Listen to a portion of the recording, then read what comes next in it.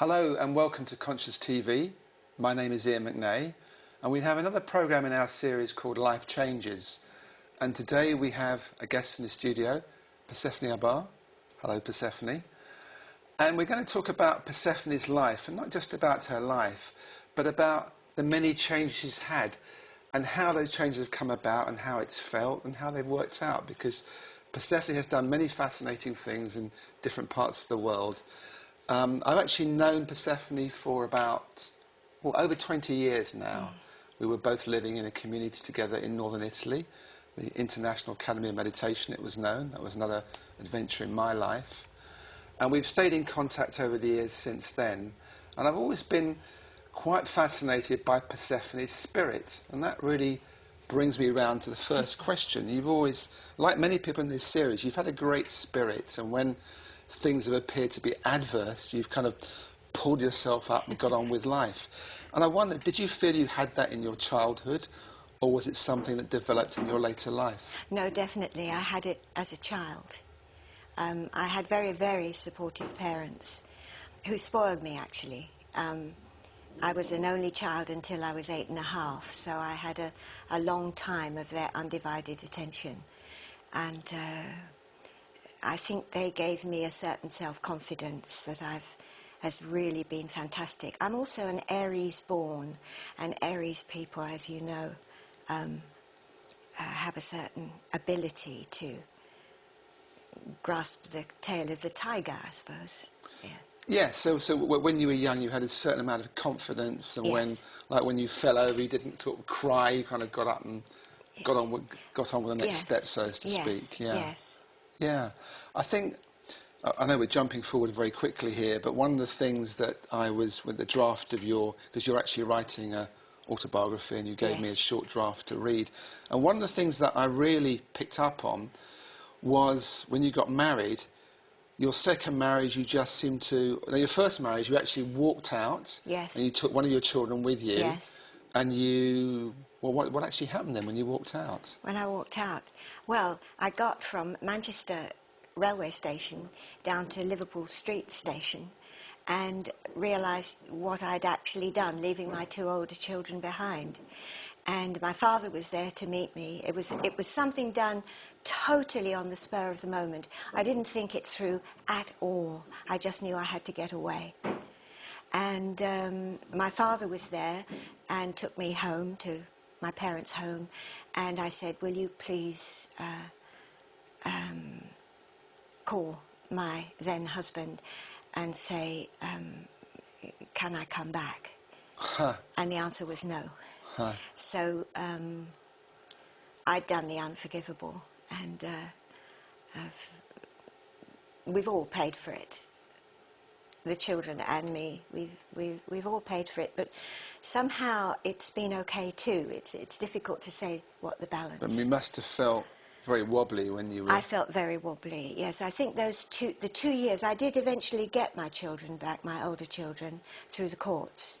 But the 2 years until I did were probably the worst of my life. It's the only time in my life when I actually thought that maybe I'd be better off out of it. In other words, maybe I'd fall under a bus or something. Gosh, you really felt that? Yes, I did. Yeah. Yeah.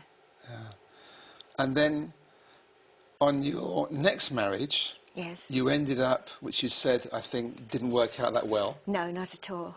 And then you and your husband swapped partners with another couple? Yes. Tell me about that. That sounds fascinating. Well, it was just, I mean, it sounds strange to me now, but we were living in Norfolk at the time, and my mother called me and said that a childhood friend was living close by, living with an artist, and they had lots and lots of children. So if I had any second-hand clothes of my kids, would I give them a ring and pass them on, which is what I did. And this big van turned up, and there was this very beautiful man and his equally beautiful partner with hair down her back, very romantic. And we became friends. We were invited over to this old farmhouse in the middle of nowhere to visit them. And what I didn't know at the time, that my second husband was a real philanderer, and started philandering with this rather lovely wild woman that we'd become friends with. And unbeknownst to either what became my quite a long living partner and myself, and suggested that maybe my husband suggested that maybe I would be interested in doing the same with the man. and I knew nothing about this. And one day he turned up with a little bottle of cherry brandy and said, "Well, you knew I was coming, didn't you?" I said, "No, I didn't." And we just almost sort of fell in love pretty instantly, actually, and we lived together for about nearly 9 years. It's almost like an arranged relationship, isn't it? It was, and we lived together for nearly 9 years, and I had another son with him, my younger son. Yeah. Yes, it was a very good relationship, actually. Yeah. Yeah. And then you became involved or started to explore the consciousness movement, and yes, you mentioned you went to certain growth centres in London. Yes. So how did that come about? Was that something... Well, that's another story. Okay, well... Because he had a nervous breakdown. The man you were living with? Yes, that's right, sorry. And he was a graphic designer, and was designing a book, the cover for a book by Bill Schutz called Joy, which was like a big one in the growth movement at that time, and read the book and understood that there was something called encounter groups. And he decided, he was in the middle of this very depressive nervous breakdown, he decided he was going to go off and find an encounter group. And he came back totally transformed. And it really was very powerful and meaningful for him. And so I thought, right, I've got to find out about this, right, in my usual way. So off I went and did my first group, and it was life-changing. Basically, I came away from that first group meeting people at a level I had never met anybody. I felt I knew those 16 very unlikely people better than anybody I knew in my life. How did that happen? How do you do that in a short space of time, meet someone at a different level? Because in that particular group, in that particular format, encounter, you are encouraged to be totally honest. Now, to be totally honest, you also have to be vulnerable. And you get 16 people being totally honest and vulnerable, and something really beautiful happens. That's the process. It's to do with allowing the vulnerability.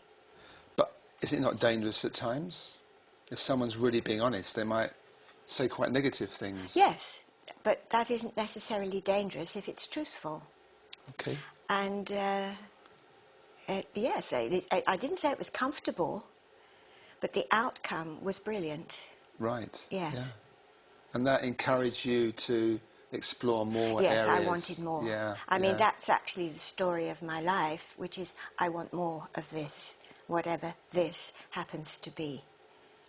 And in that case, it was more of this connection with people, getting to know myself in the process. I wanted more of that. So I did everything that was going, really. So I understand this clearly. So by connecting more with the other person, you feel you got to know more of a depth of yourself? Absolutely. Okay. Yes. Yeah. And then that led to getting involved with Bhagwan Shree Rajneesh? That's right. It was inevitable at that time because the two main leaders of the two main growth centres in London both disappeared off to India and came back in orange robes. Sort of started... this is Paulo and Michael Barnett. Paulo and Michael Barnett, yes. Yeah. And it was an amazing time. And I fought it tooth and nail at the beginning. 2 years I would do the meditations and mix with all these wonderful people. But I wasn't going to have a guru. I wasn't going to wear orange. I wasn't going to do any of that.